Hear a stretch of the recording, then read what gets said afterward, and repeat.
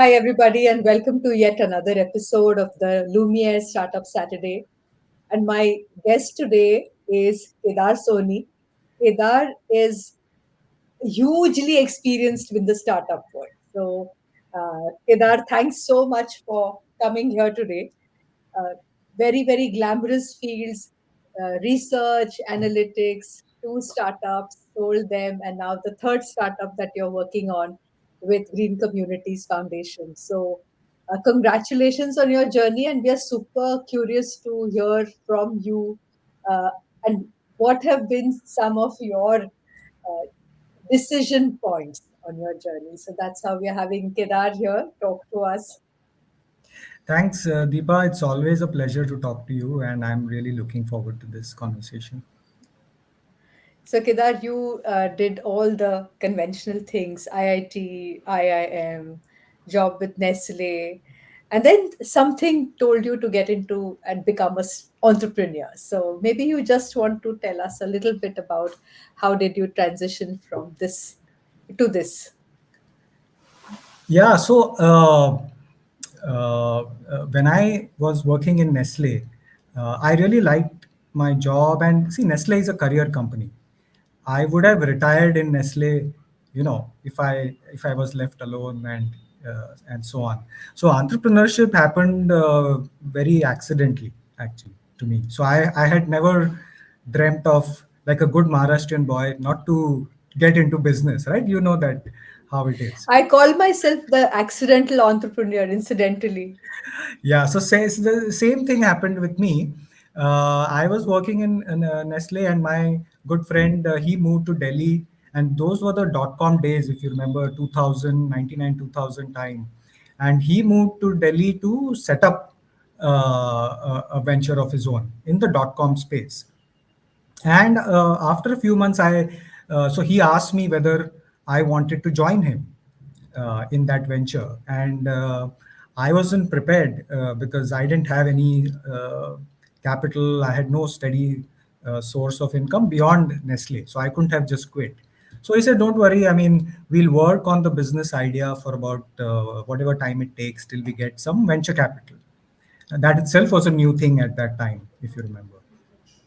So I did a double shift. So I had my day job at Nestle, and in the evening I used to work with him on the business idea.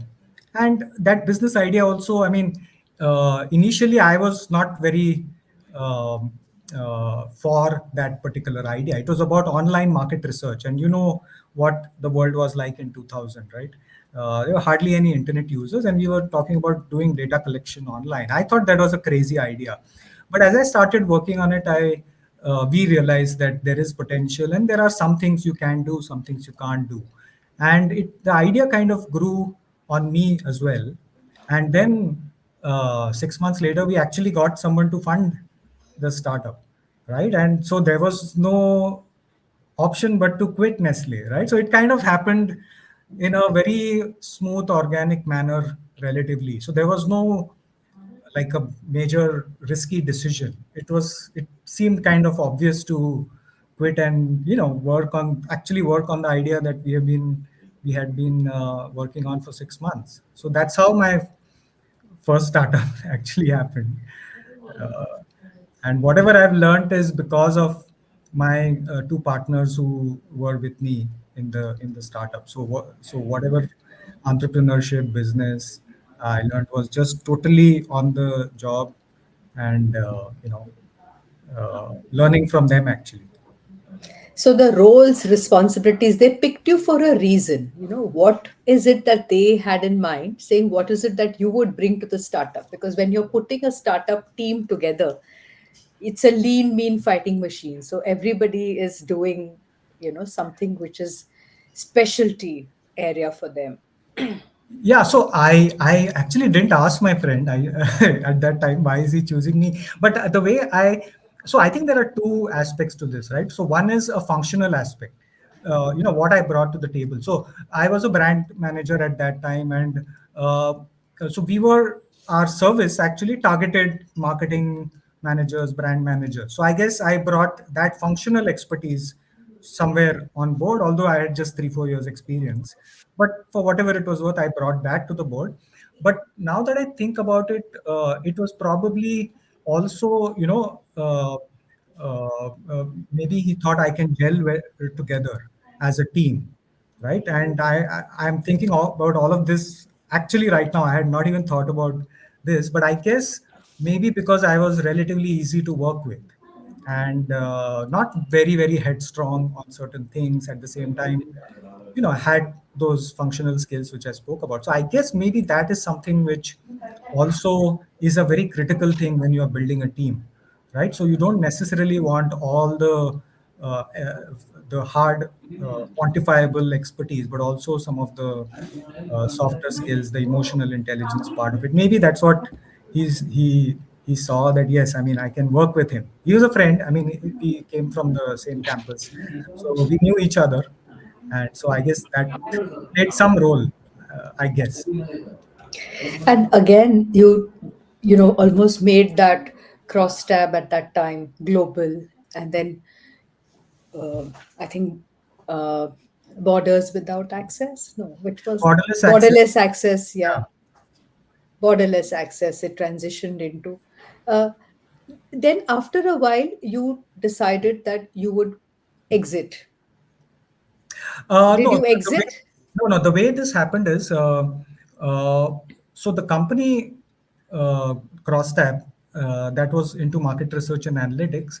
It was a services company, and we thought we need a product, within the organization.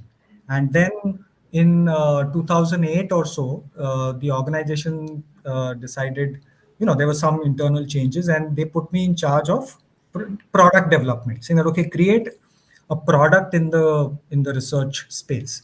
And so I actually moved out of my day role at that time, and I started thinking about what new products can I launch.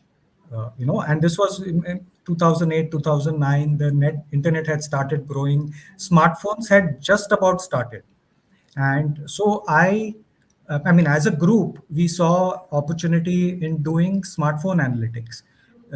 Because the conviction was that smartphones will grow. They'll be bigger than feature phones. If you remember, that was the era of feature phones, and we said no. In about 10 years' time, all phones are going to be smartphones, and it was a very crazy thing to say back in 2008. But today we see that, like, almost all phones are, majority of the phones are smartphones. So that was a conviction, and we said, okay, we have to create a product for that. And so with that conviction, we just started working on it and created like a measurement, an automated measurement product for smartphones, where you could measure consumer behavior in an automated fashion. So that was the product we created, and actually I hired a tech team and so on. So it was actually a tech startup within the organization.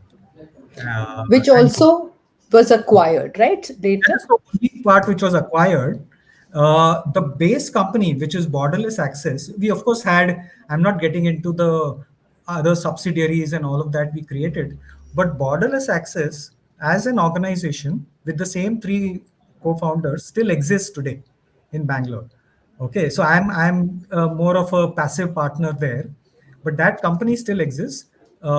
This mobile analytics startup, which was called Informate Mobile Intelligence, that got acquired in 2016. And yeah, so that's the only organization which I exited out of. So how was it in the process of saying now this is ready to be sold? Did your Was it part of a plan? Was it serendipity? How did it happen where you said, you get attached even as a founder, you get attached to what you create, and letting go of it, selling is again a important decision. So if you can tell us a little bit on how that happened. Yeah, so for this particular product, we had actually created a marketing alliance with Nielsen, which is the largest research company in the world. So in India and in Southeast Asia, we had created an alliance. It was a there was no stake that the company had. It was just a marketing alliance where we created the product, and Nielsen marketed that to their clients in India and Southeast Asia. And it was a revenue share kind of an agreement. And so we ran that for about 3 4 years. And as Nielsen understood the value, and they realized that they can actually scale this beyond just Asia. I guess they thought it was time to have control over it. So the offer actually came from Nielsen. So we were not actually looking at selling, because there was a lot to do. I mean, we were just about starting up, I would say. And but then Nielsen said, no, no, this is important to us, so we want more control over product development, technology, and all of that. And so they approached us, and well, it was a collective decision, and we thought, okay, maybe it made sense, not just for the shareholders, but also for the team. So I had a 45-member team, which was there. And that is something which I thought about. That, look, I mean, if they are going to become part of a well-known large global organization, I think it'll be good for their careers as well. So that was also at the back of our mind, apart from just what is good for just the shareholders. So I think between all of these decisions, so it was a collective decision, of course, of all the shareholders. And so then we decided to exit. Um, yeah, so that's how it happened.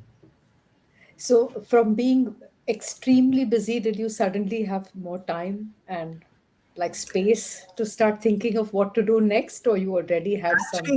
Actually, so there was a parallel track happening as in fact, it is strange that as these acquisition talks were happening, I remember there was like I said, a parallel track happening more as a hobby. I was getting more into health and nutrition and food and urban gardening and all of that. And that was kind of happening side by side. And so the idea of Green Communities Foundation was actually sort of incubated during this whole period, while this 2015, 16. 15, 16. I mean, yeah, I mean, not as an organization. The concept of waste management itself, or I got into it again rather accidentally. I wanted to get into urban gardening more as a hobby, and to just have control over what I was eating to the extent possible. The question was, okay, can I grow at least some part of my food at home? That's how I started thinking about this. And I tried growing a few things in my balcony, which had very little sunlight. And it was kind of Wow. a failed project. It didn't go too far. But during that process, I learned how to compost my food waste. Uh-huh. Okay, because I mean, you can't do gardening without learning how to compost, right? It's a very integral part of growing anything, growing any food, right? So uh, I learned that, and now thinking back, I think that was the trigger. It kind of set me in a totally different direction. And I just, as they say, went down that proverbial rabbit hole, and one thing led to the other, and it happened over a period of time. But that to me was like, if there is one single event which kind of led to me getting into waste management, was that one single thing where somebody taught me how to compost my food waste at home. And I guess that's what I just took forward. So here again, it was a startup, and you needed a put like-minded, crazy people who were interested in doing the same thing. So how did you go about identifying who you're going to work with? Were you solo for some period of time? Uh, did you think of it in terms of a organization? You have a neat website, so obviously there were so many pieces that you had to build from then on. So was there like a sequence, because this is also about passion, in a lot of ways, and you have only that much time, resource, in energy. So how were you managing all of these things? Yeah, so this particular startup, I mean, again, as I think back in terms of the decisions I took, one is in terms of the space itself, right? So after the acquisition by Nielsen, I spent about 18 months at Nielsen, okay, as part of Okay, the mandatory period. So I was an employee of Nielsen for that I time. see. And so I got a chance to think about, should I continue with Nielsen? Should I start up something else? Should I go back to the parent organization, right? Which, because borderless access, like I said, already existed. So that option was there. Go back to research, start up something else, continue with Nielsen. All of these options were there. But I had already gone a few steps down this whole waste management thing. And that was a complete ground up thing, in the sense I started composting at home. I implemented something in my own community in terms of waste management, everything as a volunteer. I mean, at that time, there was no thought of starting a company or anything like that. It was just out of sheer interest and learning something new, implementing something which I had learned, and so on. So that's how that whole process happened. And I don't even remember at what point I actually said that, okay, now I am going to start something else in this, like actually start an organization. But I guess that was because I realized that what I had achieved in my one little society, right, in terms of waste management. So I landed up implementing a project in my own society. And I thought that that is something which is worth doing across other societies in the city. And I thought at that time it was a fairly straightforward process, at least technically. It wasn't complicated. It was a large problem, and I knew a little bit about how to solve it. So that is my Venn diagram. The way I look at it. It's like a large enough problem. I know something about it, and not too many people are doing it. If it intersects that, then I think I will do it. So I guess it ticked all those boxes. And then I said, okay, maybe instead of doing something else in research and analytics, which I had done for a while, I said, maybe it's time to do something else. And then I said, yeah, this sounds more interesting now. And so that's how I decided to really get into waste management. And because I set this up as a not for profit, again, there was a reason I set this up as a not for profit, because the kind of work I wanted to do, I thought I'll get more philanthropic capital than investors, financial investors. The way our markets are structured, the way investments are structured, I didn't see uh, financial investors investing in this, because I was looking at actually bringing about a more fundamental change. You're talking about actually segregation at source, where everybody is doing that, and that's almost like primary education, Yeah. equivalent of that. So I was thinking of doing that, and I didn't actually see financial investors investing in something like this at this stage.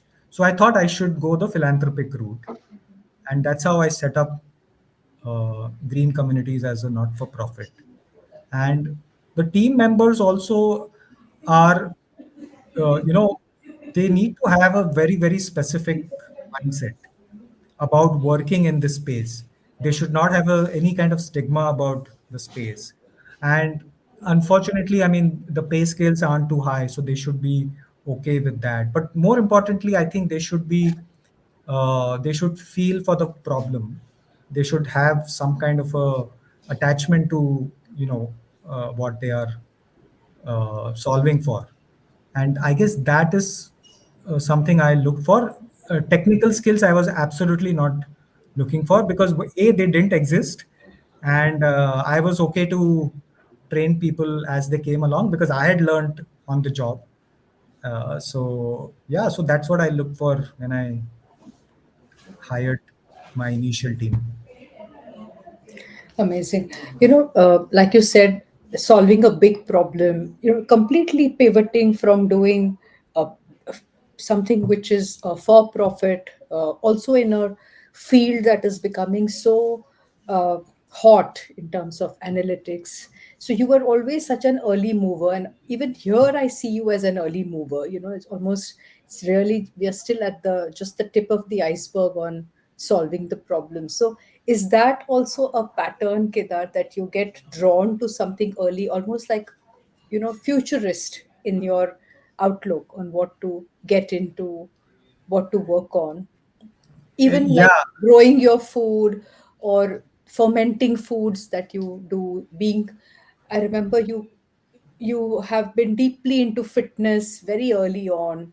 uh, yeah. So I mean, I wouldn't like to call myself, tapping into those trends earlier on. I think I'm just sometimes bored with doing the same thing, right? And I really look for innovative things to do and interesting things. So I like to learn about new things, especially if it is, and I like to learn by doing things, right? So I hmm. mean, I don't learn too much by just reading about it. If I read something and it is abstract, I may not go down that path. But if I read something, I understand something, and there's something to do, like physically, then I really get down to it. And if I find it interesting, I just go ahead and do it. So yeah, I guess I'm more of a that kind of a, I crave those experiences, new things, and I guess that's what has, you know push me in those directions. And it was more that, rather than trying to create something huge and large and which can achieve certain scale and so on, that usually is not necessarily what I think about. Again, all this is as I'm connecting the dots backwards, but yeah, I guess novelty and doing interesting things is what I crave. So starting up, shutting down, moving ahead, and really, I think, look, listening to your own voice, because I'm sure when you were quitting Nestle to start up, I mean, startup as a term wasn't even really glamorous, or it would have been just counterintuitive to people around you in your circle, family, Right. etc., on what is it that you're doing. So always a little bit of keeping others on the edge. Is that what you do? It's a byproduct of what I do. It's not intentional. In fact, when I started CrossTap, I didn't even go home. I straight away went from Delhi, where I was based, to Bangalore, where the startup was. I just went there. I didn't want to, face those uncomfortable questions because I myself didn't know what exactly I was getting into. But in each of these cases, right, wherever I've decided to do something new, everywhere I've tried to, you know, listen to my intuition, and what is my gut telling me, and that to me, whatever felt right at that time for me, without overthinking, whatever came naturally to me. Um, Again, not impulsive. It kind of happened over a period of time. Like my earliest startup, we spent, thinking about the business idea, right? So it was slow and steady kind of a thing. And then it was, funding news came. There was no second thought. It was a very obvious thing. It was a very natural thing for me to just say, okay, I'll put it and we get started. It was almost like that. So I think that is something which I try to listen to at any point, because there are so many decisions to be made, right? As Yeah. an entrepreneur, every day you have to make certain decisions, and uh, you try to do, like I said, you try to listen to your inner voice, and then whatever you think is right at that point for yourself, for the rest of the team, or your immediate family, and all of that is something which you land up doing. That's how I have really looked at each of my journeys. So, was there a time you lost sleep over anything? Oh, yeah. I mean, that's a as an entrepreneur, right? Uh, you are, as you know, you are the office boy, you are the salesperson, you are everything, right? So the buck stops at you.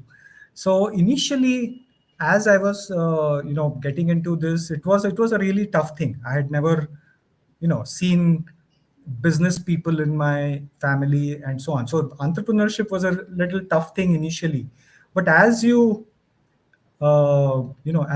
start working with the team, as you start internalizing that, yes, there is a certain responsibility on your shoulders, and you have to take care of not just yourself but the employee. So all the decisions that you make are not very risky decisions.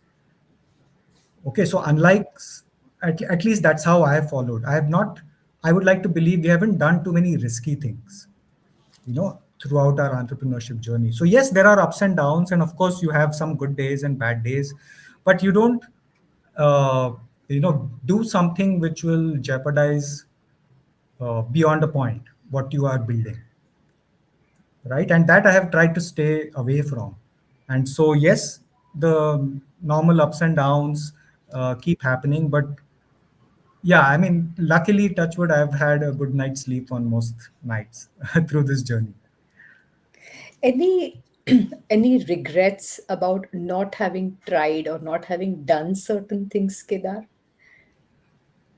Uh, I consider myself immensely fortunate, in terms of the kind of things, positive things largely that have happened to me. In fact, I can't think of an alternate,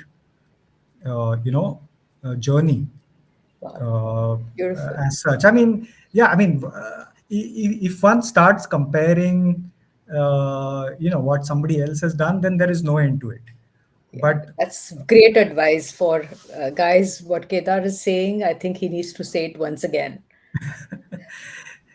yeah, I mean, like I said, I truly consider myself fortunate wherever, whatever has happened. I wouldn't. It has been such an immensely rewarding sort of a journey, and the freedom that I get to do what I want, not just in terms of the my day job, but also what I'm able to do outside of that. So many other small hobbies and passions and all of that. I'm able to do that. So I couldn't have asked for a better present as such. So I'm really happy where I am today. Who have been your role models? What startup founders or what entrepreneurs inspire you?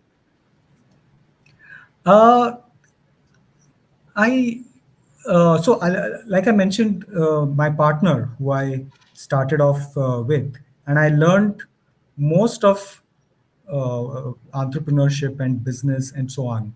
So in those early days, I mean, I couldn't have read about large startups and famous entrepreneurs and try to apply. What I learned really on the job, uh, uh, you know, working with the teams, working with the co-founding team. I think that was immense because that is something you can't learn by reading a book. Of course, I mean there are uh, organizations and founders who you can read about, but what happens on a day-to-day basis? You work with partners, vendors, and so on, and just look at the grit with which they run their small or large businesses and so on. I think there is inspiration everywhere. You just look around us. I mean, India is a world of entrepreneurs, right? I mean, there is entrepreneur really at every corner of on every street, right? So it's just about learning small things, how people do their business. It could be a small shop and so on. So all of these are really inspiring. I don't know if I can count talk about any one large entrepreneur as such. Yeah. So I think, in a sense, staying on the course of learning, listening to your gut, being okay with certain things going, not taking crazy risks, but being a little thoughtful and planful, and a sense of contentment that comes from not comparing. I think these are some of the things that you're uh, talking about. And I think uh, I see you as a tremendously uh, content. I think that's the word I use for you. uh, I don't know whether I should say self-actualized, but Wow, that's a really huge word. But I do read a little bit about Stoic philosophy, right? And where the whole Stoicism, the principles, if you look at, so basically you do whatever is within your control, right? You do that well, and then you leave the rest, you know, to the universe as such. But yeah, that's if you. I mean, that's what I have been trying to follow. Not very at the beginning, but at least the last few years, I've been trying to, yeah, follow those principles, and maybe that, you know, at the end of the day, you realize, yes, you are um, you're fit and fine, and you can enjoy all the goodness in the world. All is well. and all the best things in the world are free, as they say. Absolutely, absolutely. They are becoming polluted these days, air, water, and soil, which were free. But well, that's another challenge that we need to work on. But yes, they are they are free, and we need to keep them not just free but also pure. I think Free from that's impurities. free from impurity. Yes, that's true. On that note, we will close by thanking you, Kedar. That was so nice, so refreshing, and you have always sung to a completely unique tune always, and I've had the pleasure and the privilege of watching you over the past 21 years, your journey, and so much admiration and respect. So thank you, and we have to do more conversations with you on specifically the uh, green communities as well. Absolutely. Thank you so much, Deepa. And it was so nice talking to you. We go back so many years, and it was a pleasure speaking to you. And I would love to share more about green communities at some point. Thank you so much. Thank you. Thanks.